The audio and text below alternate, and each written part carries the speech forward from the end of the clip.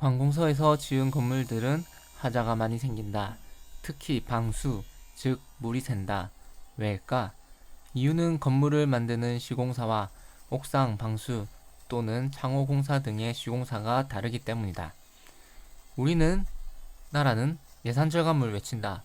그러기 위해서 종종 광급공사, 즉 특정 분야의 공사나 재료 등을 예를 들어 옥상 방수, 창호, 시멘트, 철근 등을 나라 장터에서 그 쇼핑몰처럼 해당 건축 공사를 구매하게 된다. 그렇게 하면 원가 계산서상의 보험비, 경비, 윤 등을 절감할 수 있는데 이게 생각보다 꽤 크다. 이런 달라붙는 것들이 본 공사비의 약 30% 가까이 된다.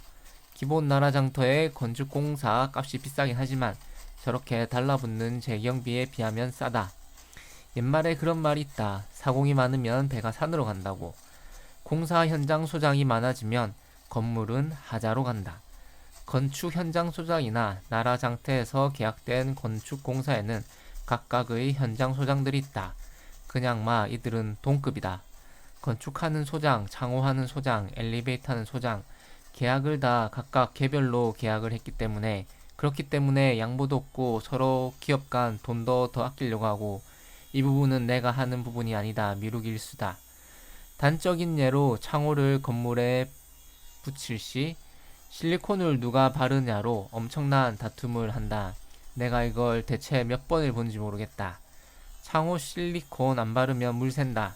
근데 이걸 누가 바르냐, 내역서에 들어가 있냐 없냐로 하루 종일 매번 싸운다. 이것이 광급공사다. 이러한 일이 엘리베이터에서도 생기고 옥상 방수에서도 생기고 건축공사를 분리해서 나라장터 종합쇼핑몰에서 계약하는 순간 하자의 위험성을 안고 공사하는 거나 다름없다. 돈이 더 들더라도 공사 현장 소장을 한 명한테 모든 공사를 지어주는 게 낫다. 그래야 건물 하자가 안 생긴다. 왜냐면 완벽히 계획된 플랜이란 존재하지 않기 때문에 공사 현장은 항상 변수가 있으므로 그 변수에 유연하게 대응하기 위해서는 현장 소장 한 명인 게 낫다. 이제는 그 현장 소장을 감독할 공사 감독의 업무는 하지 않겠지만 성질이 나서 한번 적어봤다. 그래, 사공이 많으면 배가 산으로 간다. 시공사 현장 소장이 많으면 건물은 하자로 간다. 하자 안 생기게 하려면 유연하게 돈이라도 줄 수 있는 시스템이라도 만들자. 돈은 못 쓰게 하면서 하자는 생기지 말라고 그렇게 얘기하는 같은 공무원 시스템이고 법이고 갈래다. 생각할수록 짜증이 난다. 그랬다. 지금 나와서 다시 생각해봐도 짜증나는 건축 공무원 공사 감독이다.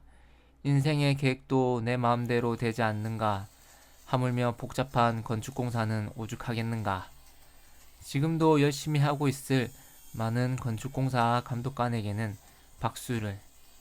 누구라도 이러한 시스템을 개선할 수 있는 사람은 어려운 공사는 예산이 많이 들더라도 건축 현장 소장이 모든 것을 진두지휘할 수 있게, 그리고 건축물 공사에 관해서는 유연하게 공사의 실정에 맞게 예산을 쓸 수 있는 법과 관례를 만들어 주길 바란다. 이상 우리들의 감성 이야기였습니다. 다음 화에 계속됩니다. 지금 생각해보면 제가 건축공사 감독할 때 관례대로 하지 않고 유연하게 공사를 좀 했어야 되지 않나. 그게 정말 어렵죠. 기존의 틀을 벗어난다는 게. 그래도 그렇게 기존의 틀을 벗어나서 생각하고 활동하는 사람들이 있어야 이런 건축공사에 대한 그런 기존의 행정 시스템이나 관례가 바뀌지 않을까. 저는 못했지만 저를 제외한 다른 공무원들은 그런 걸 해줬으면 좋겠습니다. 예를 들어 공사하게 되면 맨날 옆집에 하자가 생긴다고 하는데 그 옆집 하자에 대한 공사로 인한 하자에 대한 예산은 설계 때 항상 안 들어가거든요.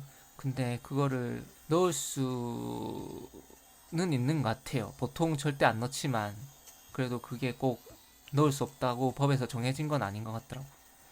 넣을 수 있지만 아무도 안 넣고 아무도 안 하니까 또 돈은 돈대로 드니까 그걸 아무도 안 하지만 당연히 건축공사 하면 옆집에 하자가 생길 수도 있잖아요.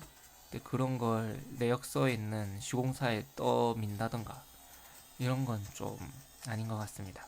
그래서 그런 예산도 또 유연하게 내역에 넣어서, 그래서 옆집에 좀 문제가 있다 싶으면 예산 있으니까 그걸로 딱 주고, 없으면 안 주고, 내역서에 딱 정확하게 타서 나중에 내역서에 그 예산을 넣어서 나중에 안 주면 정산을 해서 깎으면 되니까. 어쨌든 뭐 예를 들면 이런 것들, 이런 것들에 대해서 유연한 건축공사가 돼서 모두에게 또 좋은 건축물을 만들어내야 되는 게, 그게 또 뭐 우리의 같이 해야 될 일이 아닌가. 저는 못했지만 쉽지 않습니다. 누가 그걸 쉽게 하겠습니까?